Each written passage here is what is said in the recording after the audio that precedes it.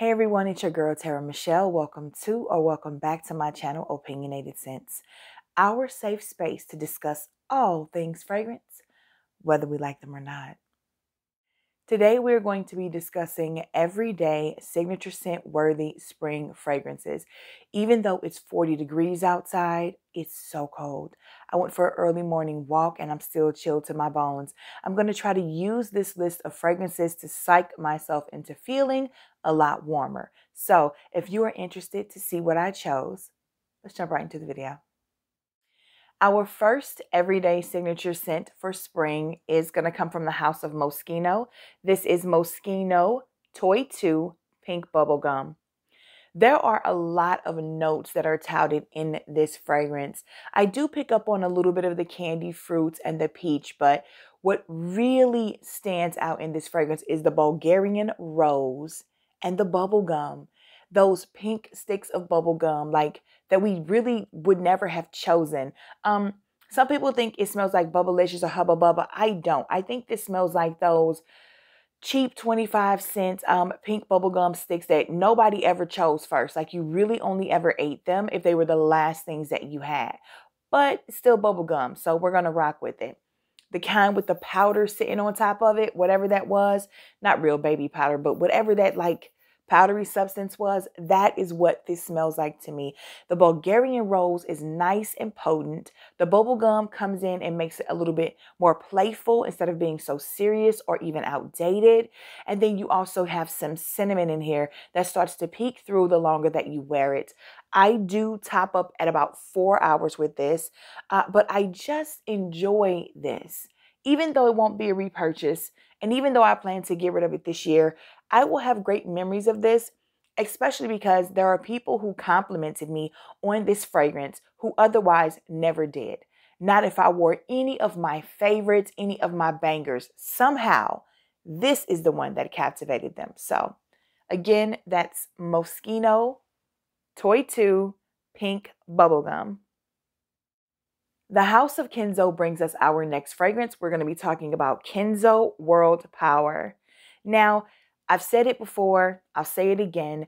This is a perfectly unisex fragrance. It smells equally as amazing on men as it does on women. And even though I prefer feminine fragrances, I love this. I almost decluttered her several times just because I couldn't wrap my head around me wearing something that I knew was unisex. But I'm okay with it.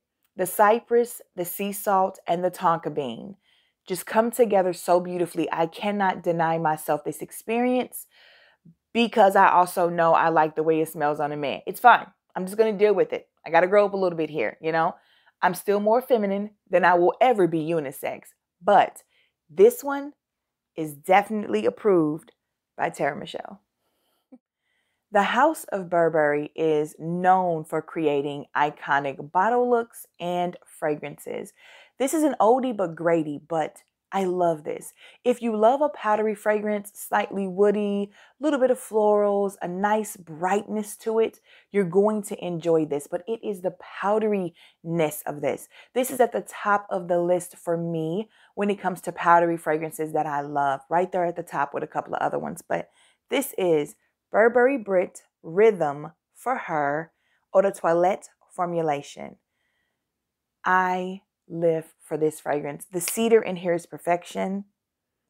The powderiness, it's the orris, it's the musk. Everything just comes together so well in here, perfectly blended. This is so inexpensive, yet it just gives you everything you're looking for if you want fresh and clean and powdery and feminine and soft while still projecting and lasting. I love the projection and the longevity on this fragrance. So again, that is Burberry Brit Rhythm for Her Eau de Toilette formulation. For those of you out there who really believe that the only notes in a fragrance are what you see on Fragrantica or even the perfumer's website, Marc Jacobs is going to help you understand that that's just not true. This next fragrance touts pink peony, fig, and fig nectar. Yet somehow it smells 90% identical, if not 95% identical to the original of this fragrance line. This is Marc Jacobs Daisy Love Spring. So I'm just going to call a huge, loud BS on those being the only 3 notes in this fragrance. Not possible. I do love every single one of the Daisy Love flankers that I've smelled from Marc Jacobs. They are my favorite from the Daisy line and the different pillars that he has inside of that line. Oh man. It smells so good and it's so fresh. It really does. Like when we're talking about Daisy Love Oh So Sweet does not smell like it at all to me. However, Daisy Love Days is very reminiscent, and Daisy Love Skies, which was just released this year, very reminiscent of the original.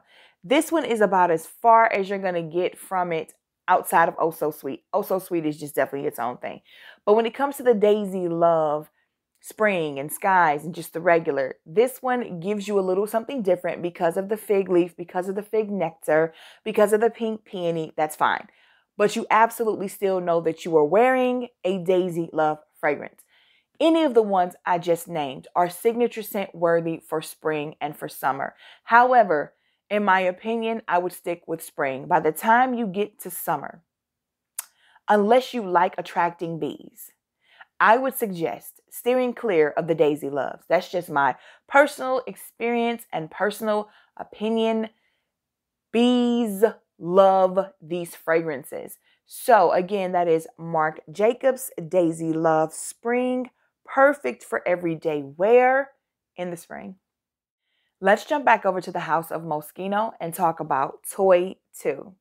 This is... Okay, when you have a collection that's the size of mine or bigger, or sometimes like, let's just say you have maybe 50 or more fragrances. Often you can forget how good something is. And when I say this is good, this is fruity and woody and musky while also being extremely clean. Like when I look at the notes and I see the apple and I see all the different floral notes in here and I see the woody notes in here, I just think to myself, and the fruits, I'm like, why is it so fresh? Why is it so clean? Why is it so crisp? This is absolutely beautiful. I could absolutely see this version being in my 20. Like when I'm able to dwindle down my collection to the perfect 20, this could be my spring fragrance or one of my 5 spring fragrances. This just hits different. And I'm so upset with myself for forgetting that, because clearly you can see I was wearing it, putting some work in, and then all of a sudden I stopped. I'm pretty sure it's because I started accumulating so many other things, doing a lot of testing. You just don't get a chance to really thoroughly enjoy your collection and your fragrances when you have too many. So I do want to show some love for this one. Perfect everyday signature scent for spring. You could probably pull it off in summer too, but I could also see this potentially going sour if the heat is too hot. So we're going to go ahead and just keep this for spring. I think you could do it for fall as well. I think there's enough woodiness and muskiness to make this work perfectly for fall too. Again, Moschino Toy 2. Oscar de la Renta. What a very interesting house. Very sophisticated, very elegant, and fun, depending on which fragrances you're talking about. This one here, out of the line of 3 that was released in this particular line for Oscar de la Renta, gets talked about the least, and I think it's because she's the most fun. Most of the people who wear Oscar de la Renta tend to be people who are wanting something that smells like money, very sophisticated, very elegant. But sometimes you need to have a little fun. This is Oscar de la Renta Bella Essence. Guys, there is a red currant raspberry grapefruit trifecta in this thing that just gives me life. There's also, I think, some rose in here. There's different florals in here, but you have vanilla in here and you have some musk and some patchouli and some ambroxan. This fragrance is going to give you the fruitiness that you want. It's going to also give you sophistication and class still while being just, you know, a little less pretentious than some of the other fragrances while letting you just be fun and flirty. And I'm always a sucker for grapefruit and ambroxan, raspberry and red currant too. I love all the notes in this. There's nothing that goes wrong in this fragrance, but I just think she's a little bit more fun, a little less stuck up than Bella Blanca and Bella Rosa. And I don't mean, I use the words, you know what I mean. Clearly they're perfume, so they're not really stuck up the way that people are stuck up. But I feel like you have to be, I don't know, just especially with Bella Blanca. She is definitely the stern older sister. Bella Rosa gets a little bit more fun. And then by the time you get to Essence, you can tell she's the baby sister and she is the one you really want to kick it with. So in the back, you can see, I really do plan to use her a lot this spring. I enjoy her a lot. I already said the word a lot way too many times. So again, Oscar de la Renta, Bella Essence. We're going to jump over to the House of Chanel and we're going to talk about the quintessential, like closest to perfect as you're going to get fragrance for everyday wear for spring and summer. This is Chanel Chance Eau Tendre. So this is the Eau de Toilette formulation. I also have the Eau de Parfum. They're interchangeable when we're talking about the vibe. You can wear these every single day of spring or summer. This is the perfect like amount of florals and fruits and woodiness. Like, dude, I mean, so fresh, so clean, so feminine, so pretty. Even though the price of Chanel fragrances is super high, and I think it's ridiculous because other than the Chance line, the whole rest of the house can just be thrown into the deepest, darkest part of an ocean, never to be seen again as far as I am concerned. I'm not a fan of the House of Chanel overall. The Chance line is where it went right for me, and Eau Tendre set it off. So if you're looking for more of an aquatic vibe, you might want to try Eau Fresh. If you're looking more for a citrus vibe, like a spicy citrus, the Eau Vive is perfection as well. But this is for someone who just wants to be clean and fresh and feminine and smell great every day. This is super mass appealing. I cannot see, even for someone who doesn't want to wear it themselves, I cannot see them being upset or put out is the word I was looking for. Upset or put out or off put or any of the other puts by someone who wears this every day. Chanel Chance Eau Tendre Eau de Toilette formulation, but again, the Eau de Parfum works just as well. The House of Lancome brings us a beautiful, fruity, floral, slightly woody, slightly musky, feminine fragrance. I don't hear enough people talking about her, so I bring her up as often as I can. I had a 3.4 fluid ounce of this before I had a YouTube channel, and I absolutely loved this fragrance. So I purchased another one, and then it ended up just sitting on the shelf. You guys have heard me say I do this 1,000 times. That doesn't take away from the fact that she's absolutely stunning and that you can wear her every single day of spring as a signature scent to work, to church, to run errands, to do whatever. You're just going to smell amazing. It has so many beautiful notes, floral notes, fruity notes, Virginia cedar, musk. She's just that deal. It is definitely the use of a nectarine and peach in this that drew me in. She is so good. From the House of Lancome, we have Trésor in Love. I know a lot of you have heard about Trésor Midnight Rose, which is like, I guess, her big sister. Great. That is a beautiful fragrance. No complaints there. I have to admit that. But this one should get just as much love. Totally different vibe. However, she's so pretty. I love her. Again, that is Trésor in Love from the House of Lancome. This is the fragrance that I think in my collection would be the safest to wear on an airplane. If you have to wear fragrance on an airplane, you guys know I don't do that. So for me, this one is green. It is green.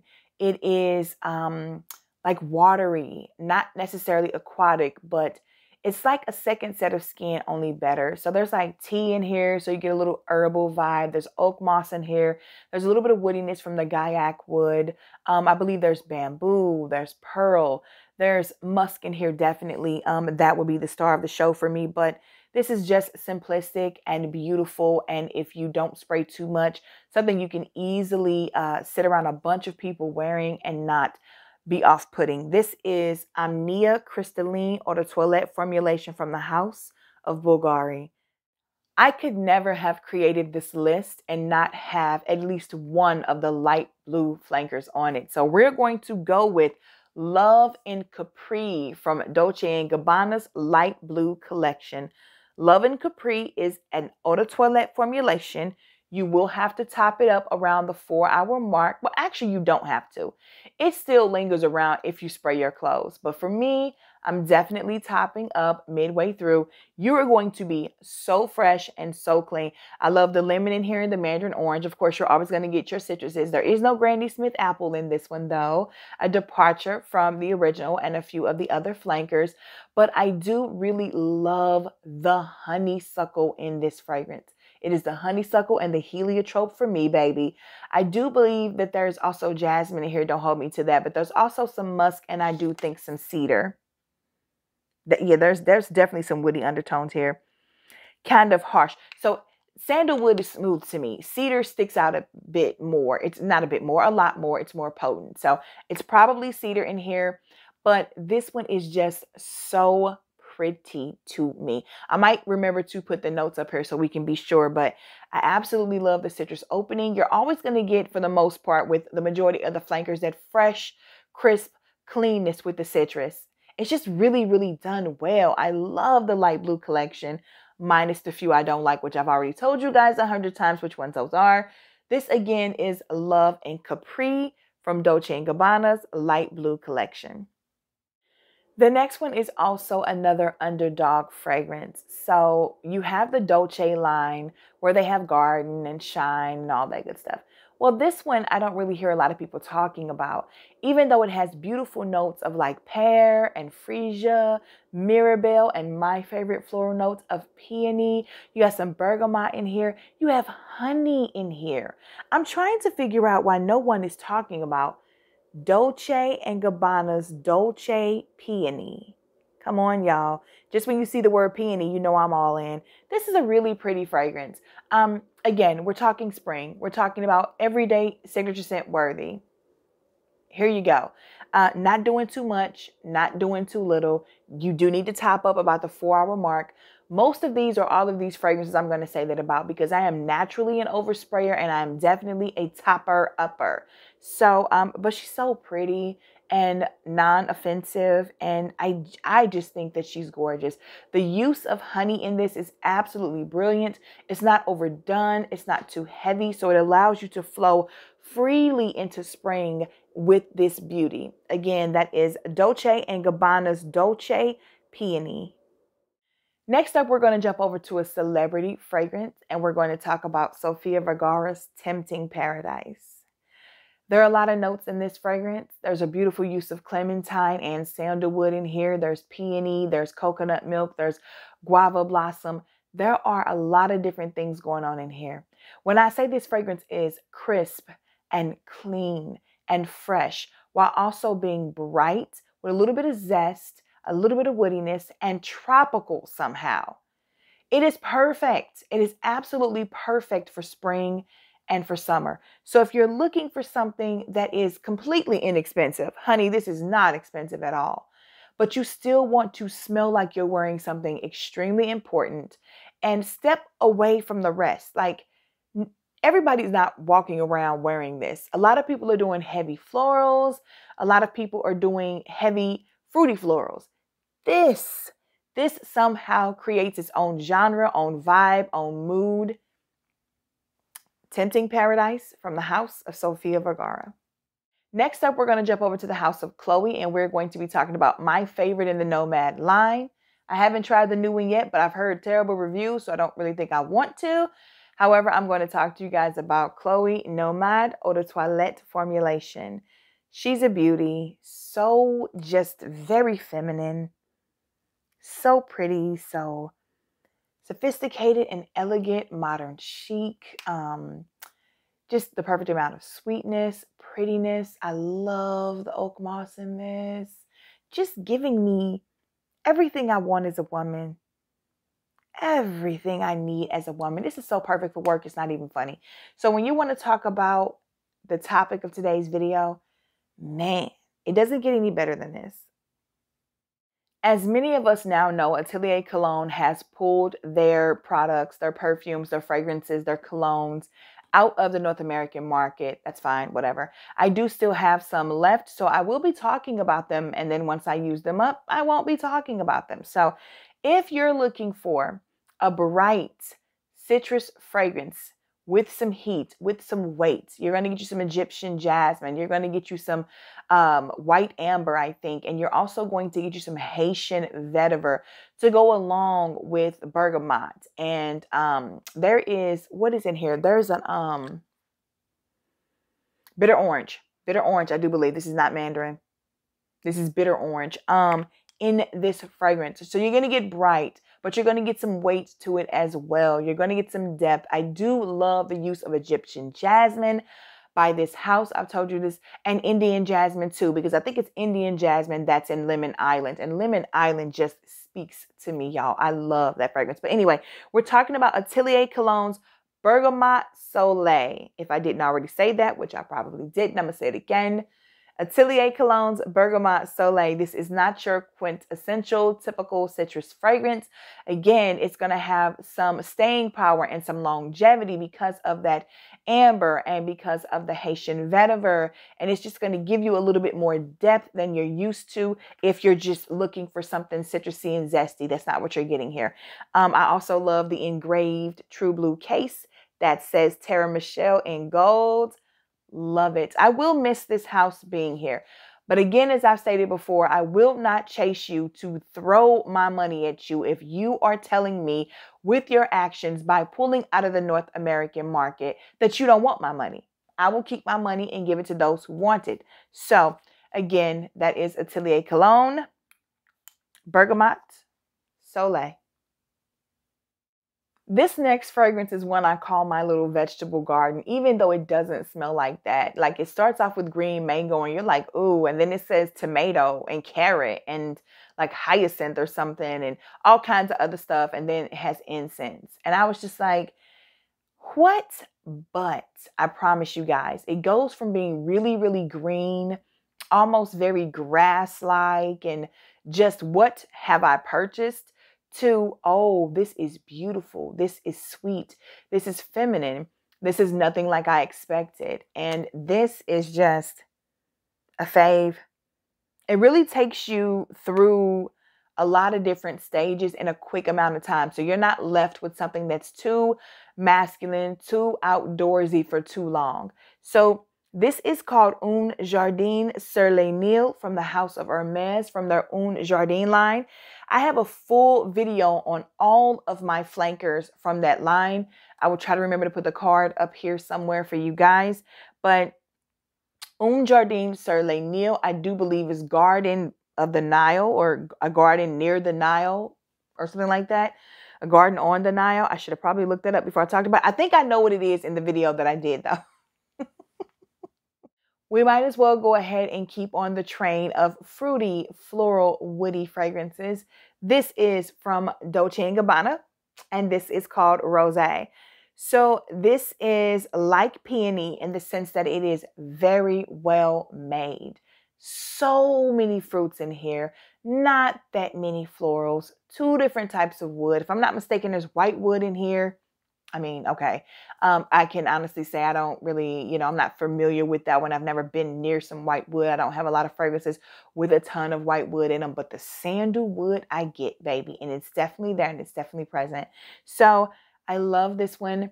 I'll put the notes up because it's really, really busy, but it just does it for me. Oh, so this is also a fave. This is one that I think I'm going to go through really, really quickly once I'm able to start spraying it. I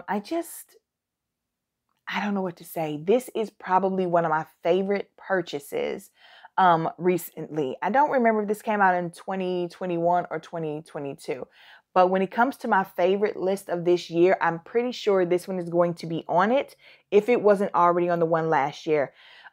Again, I just have so much going on, doing so much sampling, so much testing. I don't get to the things I truly love But this one is repurchasable. I already know that. I'm not even wearing it left and right. I've only worn it twice. I'm telling you, I will end up with a bigger bottle. My first introduction into a spicy citrus fragrance. If you've been in the Terra Squad for quite some time, then you probably know what I'm talking about, as I always introduce her this way. This is the first time I realized a citrus fragrance did not have to be super zesty, and instead the citrus was tamed by amber and Madagascar vetiver. This is a very sexy, cool, calm, and collected TLC kind of vibe for me. Crazy, Sexy, Cool. That's the album that I'm thinking about, because this blew my mind when I saw the spin on citrus that was incorporated into this. But it was so cool to experience and so cool to smell. And then it turns sexy when it gets to that dry down. So Crazy, Sexy, Cool is definitely, or Crazy, Cool, Sexy is definitely how we'll go with this one. But this is from the house of Hermes, and this is Oday Merveille. I just, listen. If you want to experiment, especially if you love citruses or hate them, that's how much I'm going to put behind Oday Merveille. If you don't like citruses because you don't like the zestiness, try this one. You're not going to get the zestiness. If you love citruses but you want to see a different spin on them, trust me, try this one. Now, they can be a bit pricey depending on where you're shopping. So if you can, get your nose on them first. I don't recommend anyone blind buy anything. I'm the queen of blind buying because I don't mind. If I don't want it, I'll just resell it or gift it away. However, for you and your coin, do what's best for you. Do try to get a hand on this though. I love it. I love the majority of the ones from the line. I see me repurchasing this one and getting a bigger bottle as well down the line. Again, that is Oday Merveille from the house of Hermes. I thought that this smelled like rotten watermelon the first time that I smelled it. I was not here for this fragrance. It took me about 2 years to even want to try to go back and try it again. I woke up one day and literally was like, you should try D&G 3 L'Imperatrice again. I think we'll like it now. Who does that? See, that's how you know you are way too into fragrances. When you just wake up on a random day talking about you think you might like something, you gift it away. Because I got it at a Scentbird. Gave it to my former coworker, Ashley. Hey, Ash Bash. And yeah. And then all of a sudden, years later, like literal years, like 2 years later, you talking about maybe even more than that. You're talking about get it back again. And then I blind bought this big old thing and just knew it. I was absolutely correct. Absolutely correct. The last 2 fragrances I have to talk about come from the house of Dossier. And these fragrances just smell so good, y'all. This is the newest one I've already talked about. This is called Floral Berries. And this is inspired by Jo Malone's Peony and Blush Suede, I believe is what it's called. The notes in here really quickly because they're written on the bottle. I mean, the ease of it is just, I can't get enough.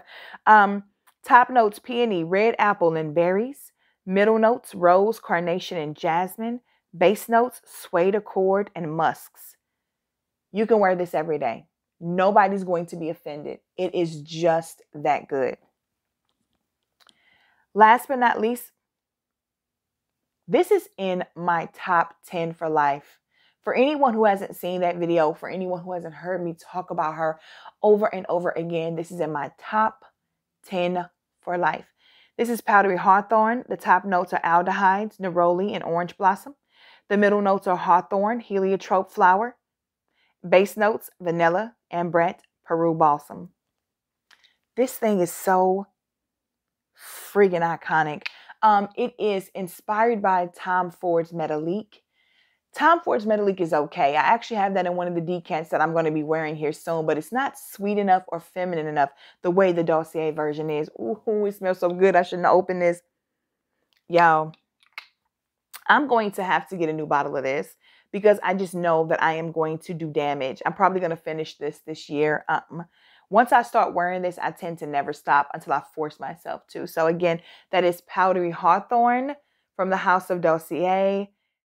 That was 20 fragrances, you guys. I'm tired. I guarantee you're tired. So let's just go ahead and wrap this up. Please do not forget to click the like button.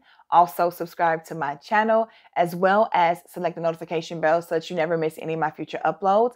I want to talk to you guys in the comments. Tell me what your favorite signature scent is for spring. Something that you could honestly wear every day of spring and never get tired of it. As always, I want to see you guys in the comments. I cannot wait. So until then, bye.